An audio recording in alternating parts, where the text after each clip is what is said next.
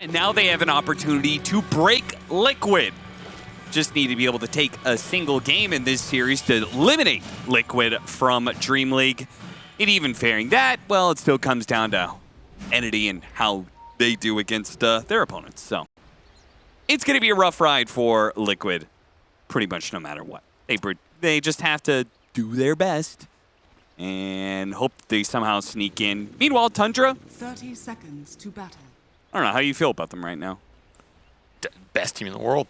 Best team in the world? I mean, you were rocking them as best team in the world kind of leading up to, what, Bali, Riyadh, that sort of area.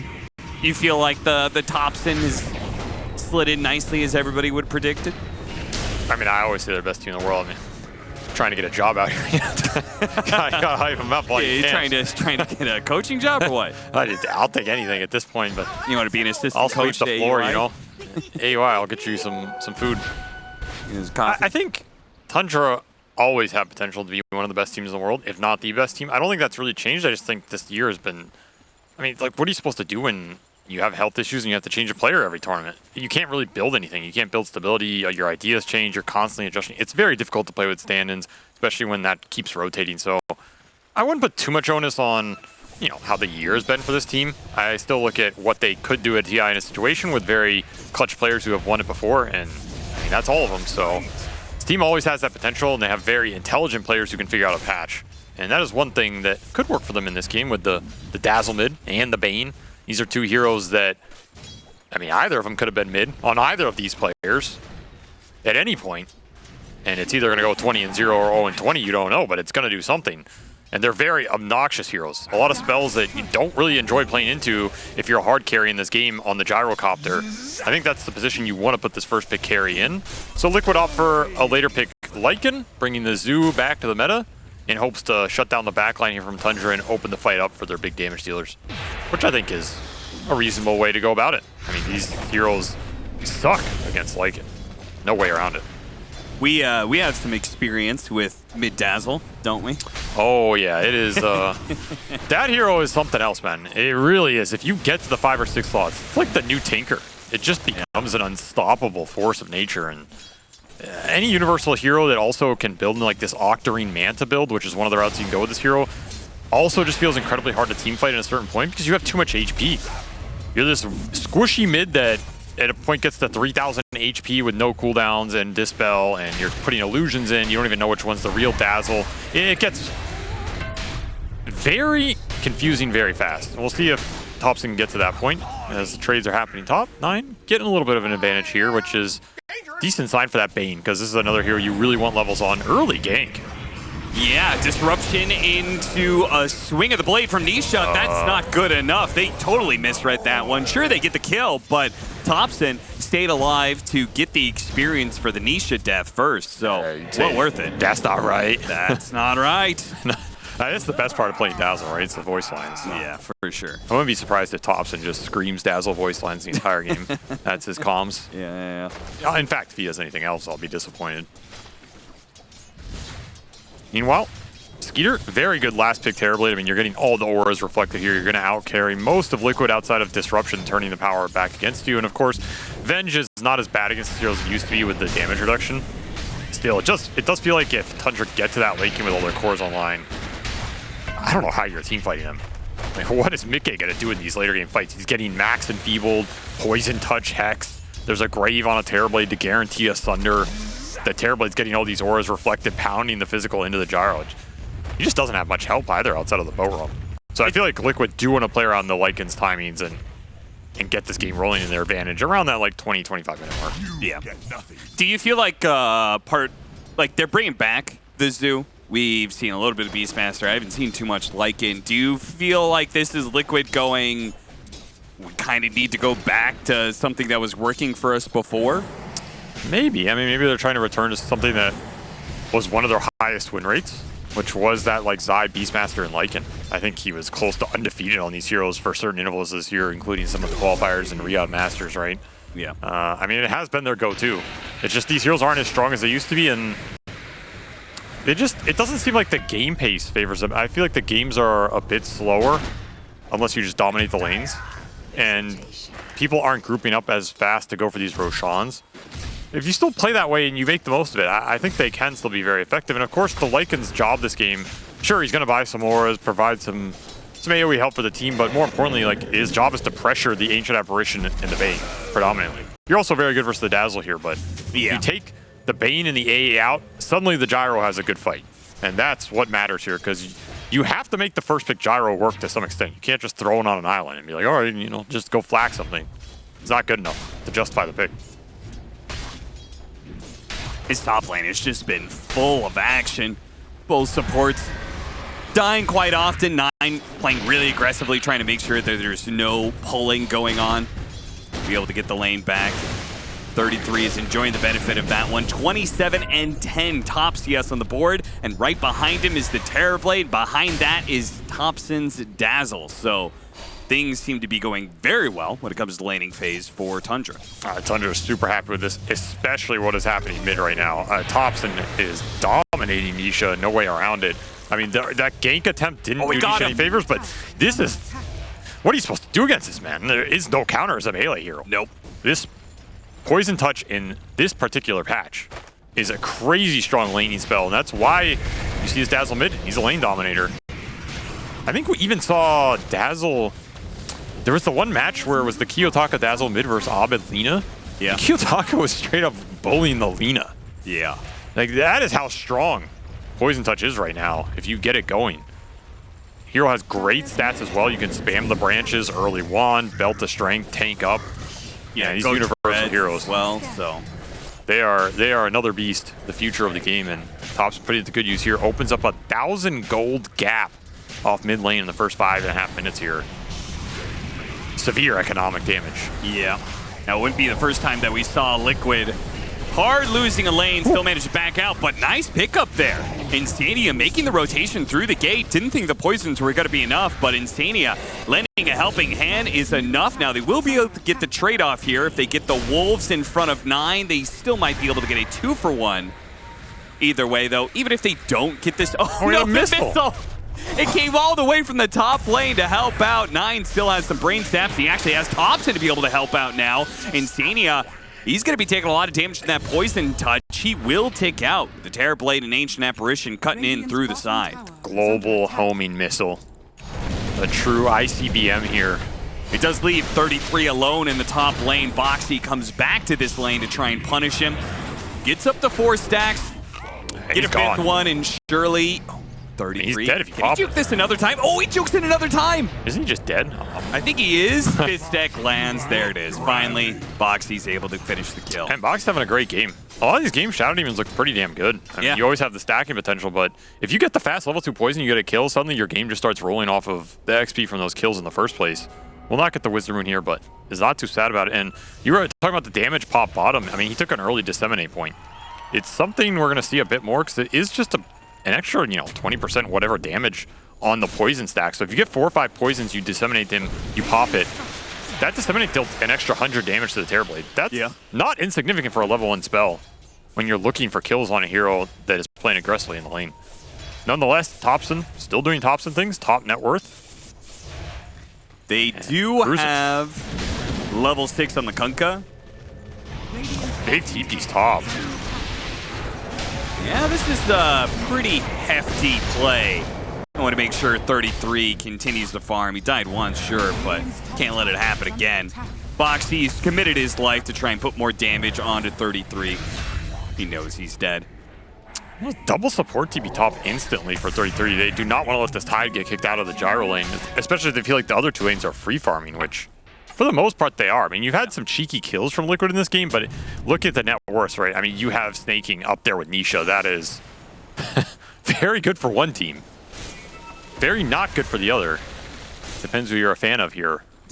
Nonetheless, this Ancient Apparition is already almost level 6 as well.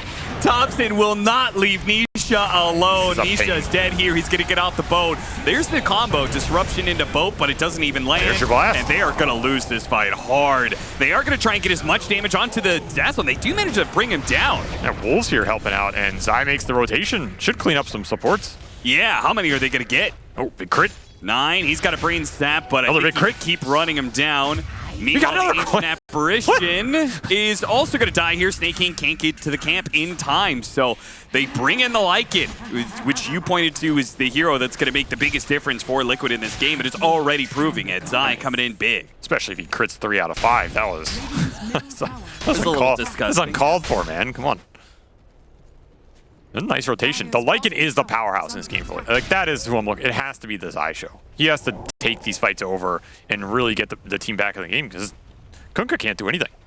And what are you supposed to do in this draft? You're playing a melee hero against Dazzle mid who's max poison touching you. There's Enfeeble. There's A throwing vortexes down. You can't heal because you might get hit by an AA blast. Incredibly toxic lineup to play against, honestly, in terms of like kiting potential. Yeah. It's one of these lineups where AA really shines because to me AA, okay, yeah, it's all about the ult, negating the impact of these life-stealing carries in the late game with Satanic. But to me, AA is more about Ice Vortex. It's about how you can skirmish with the Ice Vortex getting laid down. There's a reason you max the skill now. It's also your farming spell.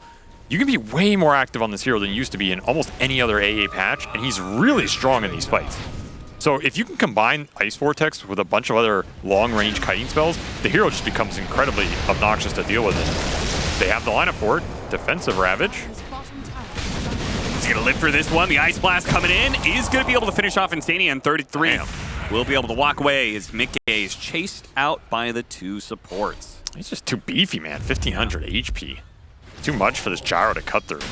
It's another concept we were talking about. People first picking Gyro. These big, meaty strength offlaners generally have done very well versus Hero because Gyro does not have unlimited damage to pump into you in the early game, and you buy the auras. Like Greaves, Pipe, Crimson are all amazing versus Hero who splits his damage across all the targets.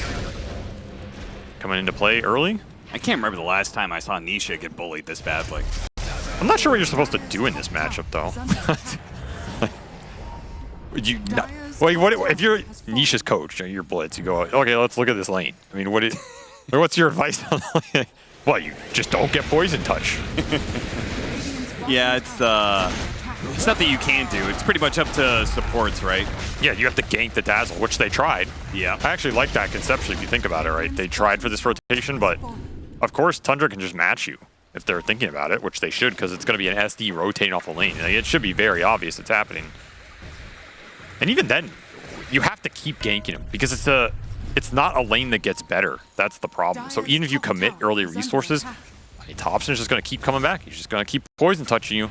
You can't commit resources there forever. I mean, you dual lane mid, like the Ogre Sniper days. I mean, you could, but then someone else is losing out, and you're doing it for a Kunkka, who's kind of your utility hero. So honestly, there just wasn't too much of an option. You just have to take it for the team. Nonetheless, that is a 2,500 gold differential on the mids. So it's a question of what Thompson can use it for in this game as he's just rushing Ags. Yeah, when I was experimenting with Dazzle in our party queue games. Yeah, that was an experiment. I copied Thompson's build, and I realized Thompson is very conservative with his item build compared to what I've seen other people go. Like a lot of people like the Midas, right, to be able to just constantly bad juju and make the cooldown go down. It does work, but Thompson's build, very conservative. Gets an Aghanim Scepter, gets a BKB, goes Blink Dagger. Like, he really doesn't stretch for anything too exotic. He just goes for pretty much good, tanky teamfight items. I mean, I think plays around the Ags. The upside of this build is you were saying more conservative, more reliable. We saw, I go back to that Kiyotaka Dazzle game. He went for like the more explosive build. And I think sometimes you get caught in that mid game where you can't get to your 4th item that you might need, your 3.5 to 5.5 territory where you become invincible and you just get stuck there. In this build, you're way more useful before than no matter what. Yeah. And you're a lot tankier too. This Dazzle's got some HP. So I gotta try and clean up. These are cleanups Liquid need. Desperately. They desperately need to be able to bring down Thompson here and probably need to get more off of him. That's what Zai's going to chase after, going for 9. Got tumblered. Got a crit. Ooh, little Ghost doing some work. I like that. I mean, he's doing his part, right? This is about the most you can hope. Pretty much you want 2 kills out of every engagement this Lycan shows up to because they are free. There's absolutely nothing to control him here. It's just a war of attrition. And they got the big Dazzle. That's a huge net worth kill off the map before he had that Ags. Early Vlad's pick up for 33 here. I mean, AUI told him there's no Wraith pack in the game, right? I know it's TI season, but they're not bringing it back, son. That's definitely a build of like, I want to be able to stay in the lane and stay out on the map. And I'm not going anywhere. It's trying to kick a Tidehunter out that he's able to lifesteal with Anchor Smash. The thing is, he's not going to build in anything, right? There's nothing you can really build it into on this hero. You're not going to go Helm of the Overlord here, I think. I say that, I mean, it is 33, so maybe he thinks he's playing the Lycan. It's possible. But, I mean, casual Vlad's how good is this game? It's pretty good, right? You have Terrorblade. It's never bad with Terrorblade. I mean, isn't Terrorblade like the best hero to have a Vlad Zoro on? Pretty much, yeah. So that's like the highest base damage, so. I actually think the Sniper one's pretty good. It's a little underrated, but you know, like these Sniper Shadow Fiends, they're pretty good with it too. But Terrorblade's in there. He's probably the best. Like how Sniper just randomly came out. I'm telling you, the Sniper with the random lifesteal becomes incredibly hard to just go on. It's a lot of extra EHP for a hero that doesn't deserve extra HP, you know? He's supposed to be Avery squishy. really likes playing Sniper. Who doesn't like playing Sniper? Know. It's fun. Speaking of Helm of the Overlord, Zai is almost done with his. So he's just got to keep ramping up. There really isn't too much room for him to take a breather and be like, okay, I feel like I've done a pretty good amount of work this game. Like, no, you just got to keep doing. You got to keep going. Who's the Chinese mid player who just played Sniper every game? Oh, I'm blanking on it. Now it's annoying me. I'll let you think about it. 9-12, 3,000 net worth lead for Tundra.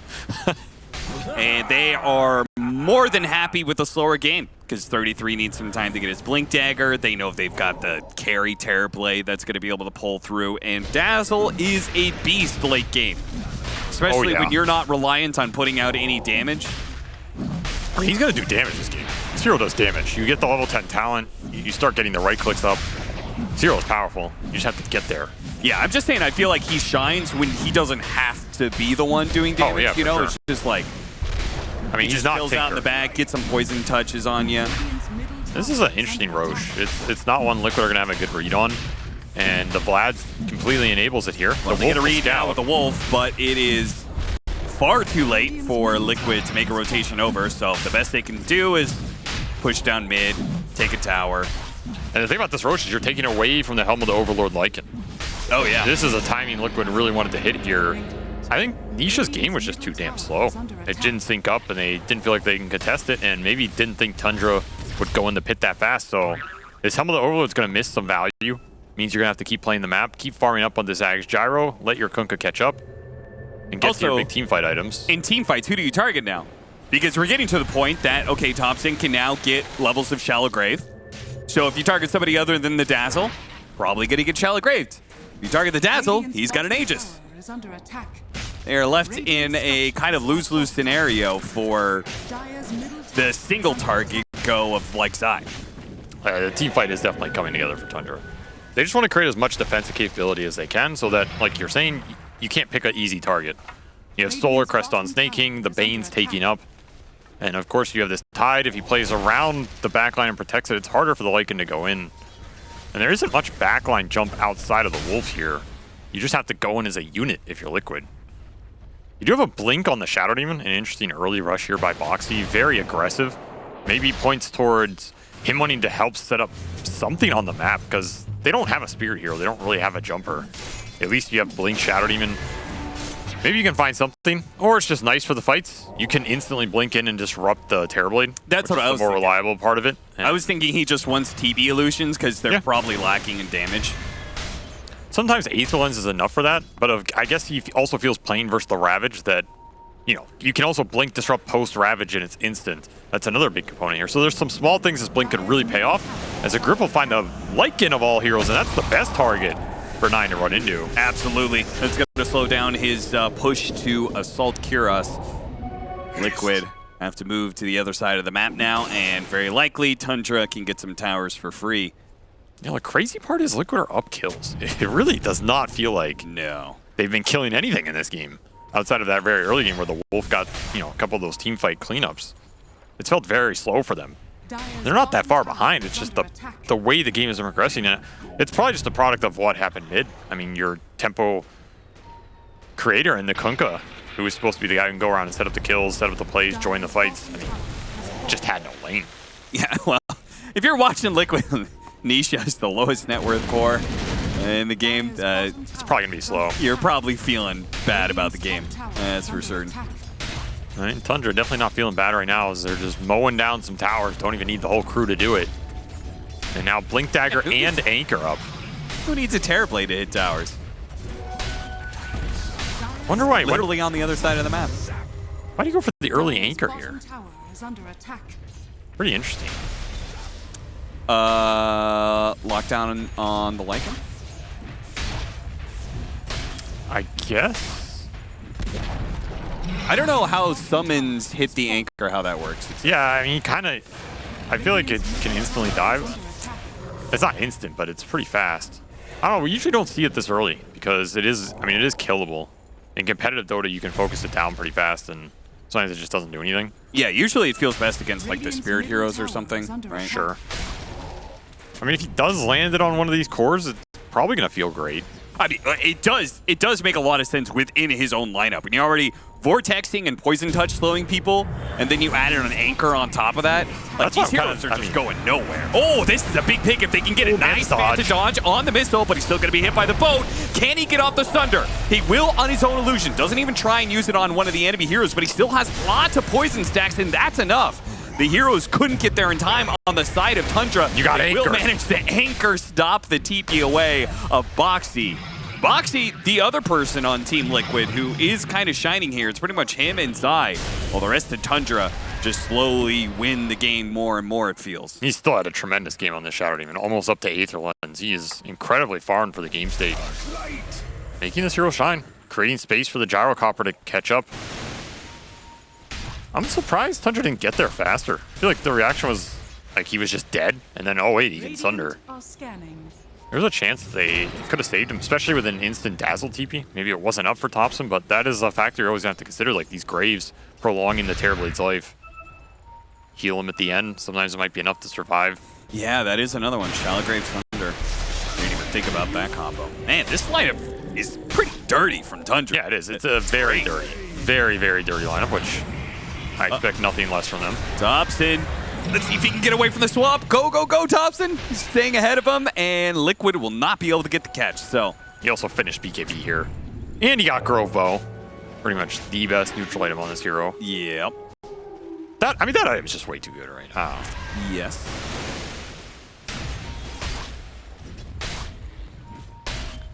Now that you have this increased chance to be able to, like, get the item that you want. Oh. Boat pickup here on 9. Nice. Got the Nightmare off. Dodges the boat, but they have to make the run away. Thompson with the big heal. Ice Blast is going to give them a little bit of vision here. Spotting Boxy. They also killed Zai. Gone off the backside. Yeah, looks like he got anchored, and they were... Skeeter just pumped the damage into him. Good enough. They use that Metamorphosis to go for tier 2 now. Swap back, trying to save Nisha's life. Nobody else from Liquid's going to die here, but they will lose their tier 2 tower. And we'll see what else. Skeeter's also going to be able to get a Scotty complete. So he is a very, very happy camper in this game. Still have #1 network gyro. It's just, what are you able to use it for? 9 setting up on Mickey. He's still getting flak hit. He's by himself. The Vengeful Spirit's TPing in, but they don't have a swap to save him. So this Fiend's Grip will be final for Mickey. That was a really nice setup by 9. That whole fight that was happening mid, he just preemptively TP topped and was smoked. And just set it up himself. And automatically was looking for the next play, and he'll get the payoff. Nowhere left to farm on this map as wards will cover bottom, and the push top will sink in the other lane while Terrorblade Illusions deal with the rest of the map. Tundra controlling everything here very nicely, very smoothly, and Thompson going back for the Tormentor. Which he can solo kill, apparently. Quite easily, in fact. Oh, with the courier. Oh my god, that is the that's one of the dirtiest things. You can heal the couriers? That is dirty. That's one of the, have you seen that before? That is really cool. I've never seen that before. I've never seen that before either. Who do you think on Tundra? Who do you think? The stream also unfortunately didn't see it. Yeah, so they basically all put their couriers on top of the Tormentor, and you can Shadow Wave them for the damage, and especially with the Aghanim Scepter, that's big damage. Yeah, so Thompson just soloed the Tormentor by Shadow Waving 3 or 4 couriers on top of it, which means he also gets the AoE heal. Yeah. So he can soak the damage solo. Yeah. Yeah, that's pretty disgusting. I mean, whoever came up with that strat deserves a pat on the back. Wouldn't be surprised if Curtis had a hand in that.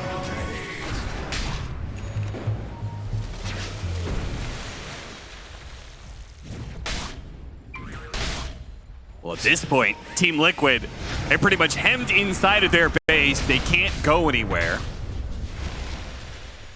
Is there, like, late game-wise, is there any hope for Team Liquid? Is there any sort of like, oh, well, guys, let's just push this another 20 minutes? Well, it's Divine Rapier Gyro. Yeah, that's pretty much it. Realistically, not really, because I think your Lycan's just not panning out here, right? His Dazzle's not going to get weaker. It's very tough. Basically, your way back in the game is to find crazy good angles and backstab the Tundra Ball. Take out the supports first. Like, you take out the Bane AA you were talking about in the early game, okay, the fight opens up a lot more. Then any team fight is winnable at that point. But that is the first step. And a head-on engagement, you're just running into them. No, you're not winning that fight. It has to be angles, vision off the wolves, and you need to be able to get the lanes in. Which means backing each other up to push in this map, play around some sort of wards you can control. And the issue is this Aether Lens Bane is just such a menace with the night vision. It's very hard to find him before he finds you and gets a sleep or a grip off, and the team can back him up. That's what's causing them problems on the map right now. Wolves can only do so much. I mean, the amount 9 is setting up on these deep side lanes is crazy value. They are going to potentially run into him here. Yeah, they had a ward sentry combo up there in lane, so they saw the ward be planted down. They immediately went for the scan, went for the move, trying to catch something here. But this is a hard kill. They run into Skeeter. That's not the target. He's got a full Shivas. And the Fiend's Grip from the low ground, catching Nisha along Ice Blast coming in. That's going to be Nisha going down, and the Purge placed onto the Gyrocopter. Now with the Anchor on top of him as well. He's going absolutely nowhere for a bit. Fortunately, the Anchor wears off, so does the Purge, and he's able to cruise on out. No, caught by the Ravage on the edge, and now Thompson's hitting him. BKB, TP out, but that is not how you... Oh, but he still dies! The crits, man. You get minus armored up, you're gonna melt real fast. What turned into a casual gank for Liquid turns into 4 dead, and the Lycan didn't even get to use the ult there. Zai will pop it now to get slept. Wakes himself up, but it's too late for that one. Hit by that the Anchor, and he slows down to a crawl. Well, this game escalated very fast. I feel like it goes back to that mid lane. It just created so much differential. You couldn't create any tempo in this game as Liquid. Your Lycan missed all his timings. The early Roshan with the Vlads on the Tide also helped stop some of that comeback potential. Really good itemization here from Tundra and putting all of it to use. They did not miss a beat this game for sure, understood their draft and how to play it. There's just nothing to cancel his grip either. Just throw all the ults onto Nisha. You know what's funny is I feel like this game, Thompson only got to play half of Dazzle. Yeah, he didn't even get to the good part. Yeah. And he was destroying. Have we seen a Shallow Grave save? Yeah, as it needed it. Yeah, as it needed it this entire game. Whew. Damage this hero out. It's not only the damage, it's also the amount he heals. It's way more than you expect from some of the old versions of Dazzle. Yeah. You're gone. Team Liquid just lost the team fight inside their base, and it looks like they may be losing another one here as Mickey is going to try and make his last stand, but up against these heroes, he's doing absolutely no damage. Thompson blinking in deeper, popping the Shallow Grave, BKB on himself to keep the heroes slowed down constantly with these poison touches. He's going to make sure Nisha is going to fall. Mickey slowed down enough that Skeeter's going to be able to catch up to him, and a Fiend's Grip, a final one, put on to Insania of all heroes. That's how hard Tundra won this. They really didn't need some of those ultimates to be able to wipe Liquid off the map. An easy and clear Game 1 victory for Tundra.